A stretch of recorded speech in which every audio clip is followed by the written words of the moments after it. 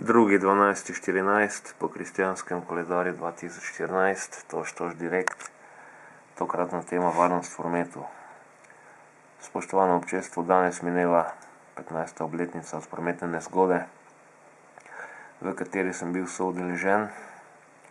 Posledice le-te vam pokažem tukaj na zaslonu in ob tej 15-letnici apeliram na vse, da je treba poskrbeti za varen promet, da je treba iz prometa odstraniti vse smrtno nevarne elemente, predvsem malomarnost za volanom raznovrstnih vozil, nespametnost, neustrezno alkoholiziranost in vse ostale vedenjske vzorce, ki lahko pripeljejo do poškodb, težjih poškodb ali smrti.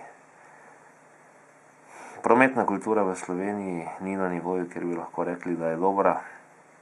Dela je še kar ogromno, zato ni treba mnogo postoriti, ampak je treba mnogo postoriti in se zavedati, da lahko manj kot sekunda nepazljivosti pomeni smrt, bodisi lastno, bodisi drugih, tretjih oseb, in zato je treba vsak trenutek v prometu vzeti s skrajno resnostjo, odgovornostjo in zdravorazumskostjo.